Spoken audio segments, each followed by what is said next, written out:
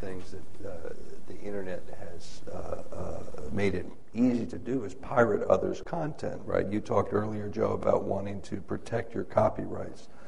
Talk a little bit, any of the three of you, on the historical windowing strategy for movies and how that might change going forward, right? I think if you look at the way windows evolved and the purpose they served to help generate ultimate revenues, it was a very good business model for its time. I think today, with consumer demand saying, I want it now, it has to be rethought. And I think you see that in terms of, at least in the United States, you look at the duplication of programming that's occurring much more quickly between the broadcast and cable platforms, in some cases the cable platform back to the broadcast platform, some releases that are going to home video the same day that they're being released via a rental service or for sale service on a DVD or from a stream product. And I think it's very important that anybody who's producing content professionally is participating in every one of those windows.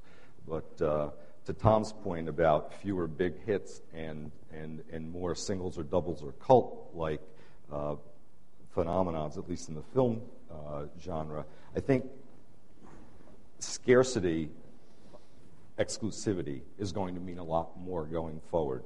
And I think that's what creates demand. I don't think that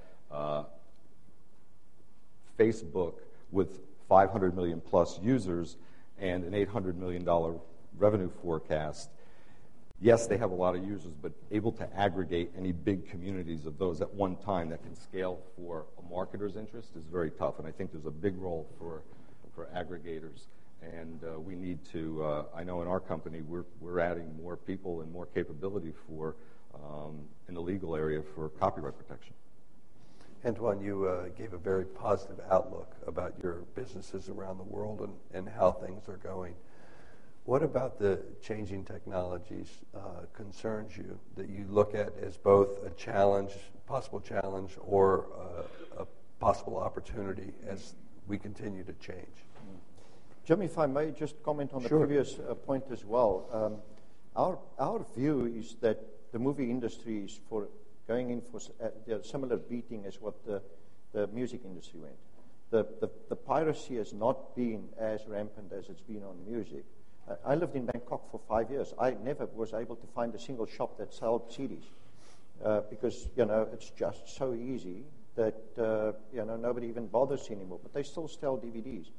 And I think the limiting factor there has been bandwidth and price of bandwidth. And in a lot of markets in the world, bandwidth was still slow and expensive. But I think the movie industry is going to go exactly the same way, as the music industry.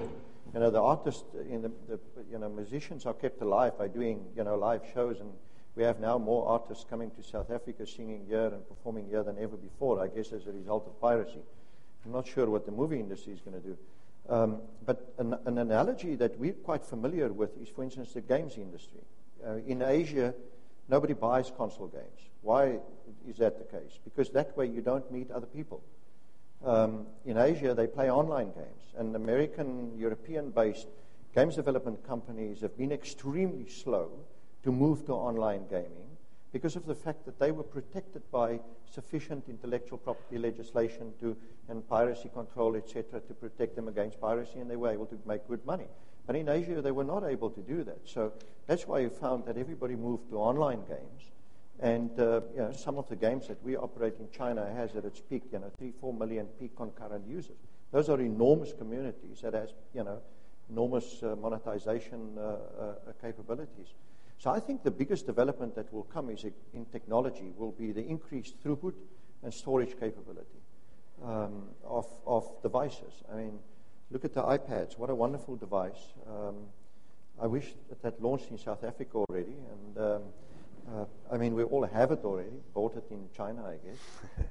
But I think the real growth will be coming, in those two areas, and that will continue to pressurize the traditional media companies that is, being protected by legislation instead of by consumer loyalty and demand.